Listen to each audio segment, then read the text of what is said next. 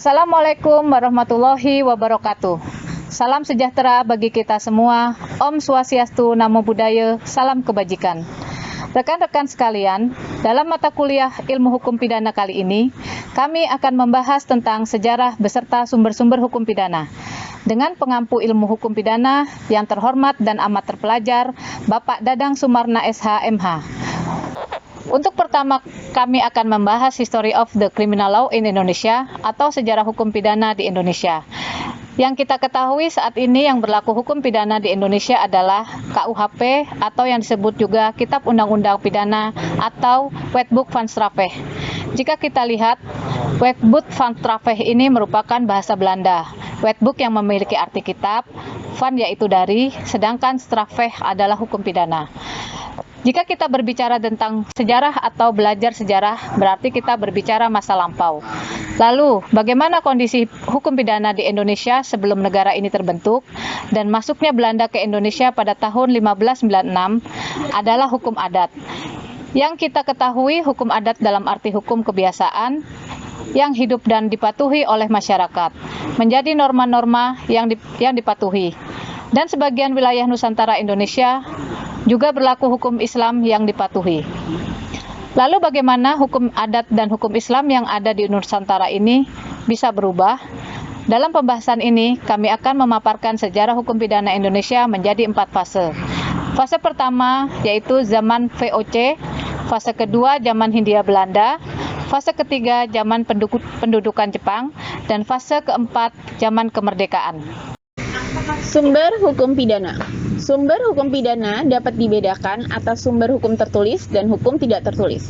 Di Indonesia sendiri, kita belum mempunyai kitab undang-undang hukum pidana nasional, sehingga masih diberlakukannya kitab undang-undang dari pemerintah kolonial Hindia Belanda. Adapun sistematika kitab undang-undang hukum pidana antara lain buku 1 tentang ketentuan umum, yaitu ada di pasal 1 sampai dengan 103. Dan buku kedua tentang kejahatan ada di pasal 104 sampai dengan 488. Serta di buku ketiga tentang pelanggaran ada di pasal 489 sampai dengan 569. Dan juga ada beberapa undang-undang yang mengatur tindak pidana khusus yang dibuat setelah kemerdekaan Indonesia. Pada Undang-Undang Nomor 8 dari tahun 1955 tentang tindak pidana imigrasi. Undang-Undang Nomor 9 tahun 1967 tentang narkoba. Undang-Undang Nomor 16 tahun 2003 tentang anti terorisme.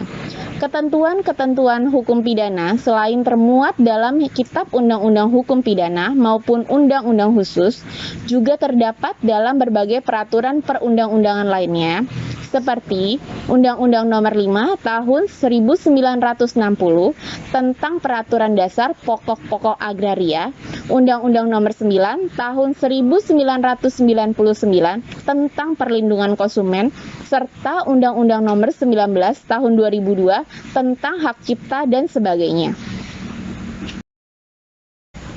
Hukum tidak tertulis adalah hukum yang tidak dikodifikasi atau tidak dicantumkan dalam perundang-undangan, yang kita kenal sebagai hukum adat, dan hukum adat ini masih berlaku di beberapa wilayah Indonesia.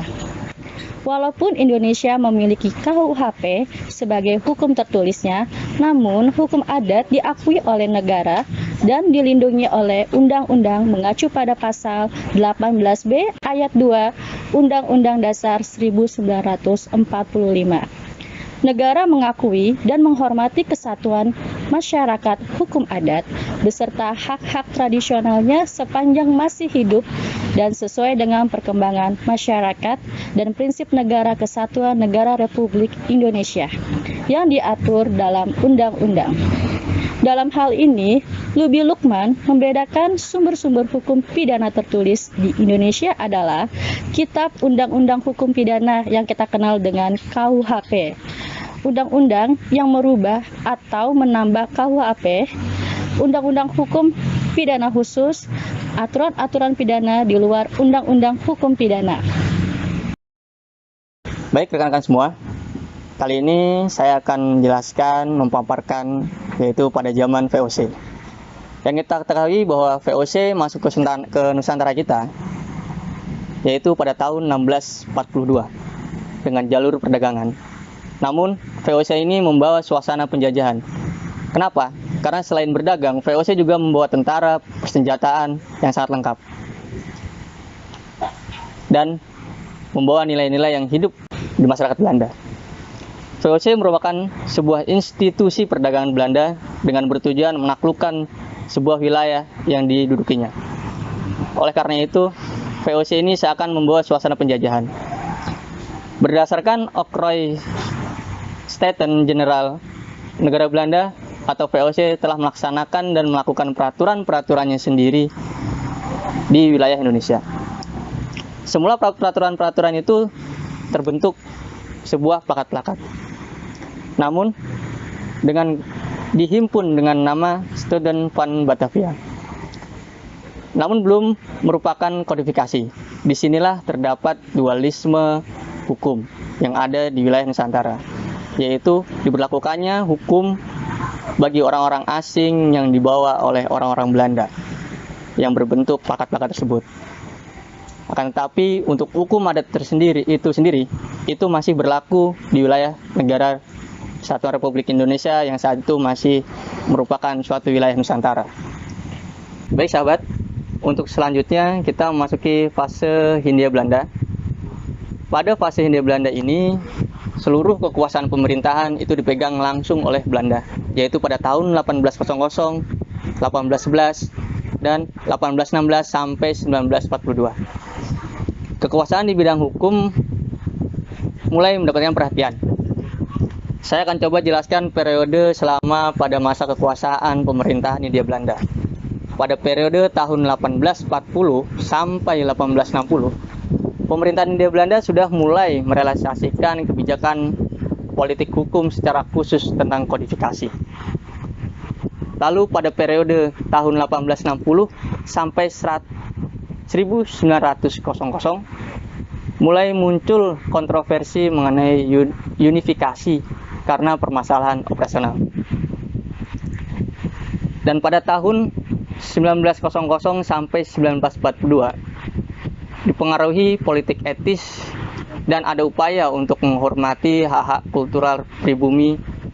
Namun upaya unifikasi dan kodifikasi tetap dipertahankan oleh pemerintahan Hindia Belanda yang pada saat itu menguasai kekuasaan wilayah Indonesia. Fase zaman pemerintahan Jepang di wilayah Indonesia. Pada zaman pendudukan Jepang, pelaksanaan tata pemerintahan Indonesia berpedoman undang-undang yang disebut Gun Shirei melalui Osamu Shirei. Osamu Shirei itu mengatur segala hal yang diperlukan untuk melaksanakan pemerintahan melalui peraturan pelaksana yang disebut Osamu Kanrei. Peraturan Osamu Shirei berlaku secara umum. Osamu Kanrei sebagai peraturan pelaksana. Isinya juga mengatur hal-hal yang diperlukan untuk menjaga keamanan dan ketertiban umum. Namun, pemerintahan Jepang tidak membawa perubahan mendasar pada bidang tata hukum di Indonesia yang ada saat itu bernama Hindia Belanda. Karena pemerintah Jepang terlalu fokus pada mobilisasi penduduk di Indonesia untuk kepentingan Jepang pada Perang Dunia Kedua.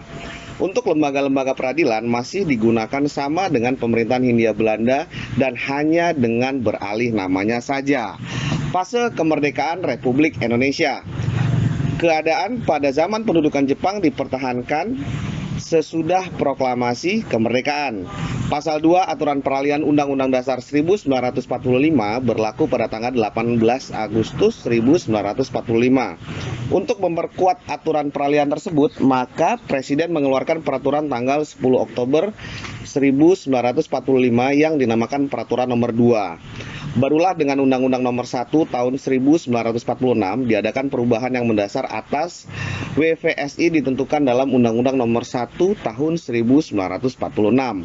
Tersebut bahwa hukum pidana yang berlaku mulai tahun 1946 ialah hukum pidana yang berlaku pada tanggal 8 Maret 1942 dengan berbagai macam perubahan dan penambahan yang disesuaikan dengan keadaan negara Republik Indonesia. Dengan nama Wetboek van Strafrecht voor Nederland diubah menjadi Wetboek van Strafrecht yang dapat kita sebut sebagai Kitab Undang-Undang Hukum Pidana atau KUHP. Baik, rekan-rekan yang saya hormati, Dari materi sejarah hukum pidana dan sumber hukum pidana itu dapat kita simpulkan bahwa hukum pidana KUHP yang kita anut sampai saat ini adalah warisan dari Belanda. Namun, untuk kodifikasi itu tidak murni berasal dari Belanda, karena Belanda merupakan wilayah jajahan dari negara Perancis. Hukum pidana Indonesia sedikit banyak dipengaruhi oleh Kode Penal Perancis. KUHP merupakan terjemahan dari Wetboek van Strafrecht yang berasal dari bahasa Belanda. Dan untuk sumber hukum pidana ada dua, sumber hukum pidana tertulis yaitu KUHP dan Undang-Undang Khusus Hukum Pidana. Sumber hukum tidak tertulis adalah hukum adat. Demikian yang dapat kami sampaikan, semoga dapat menambah wawasan bagi kita semua. Mohon maaf apabila terdapat kesalahan dalam penyampaian kata-kata maupun sikap dalam materi ini. Terima kasih. Wassalamualaikum warahmatullahi wabarakatuh.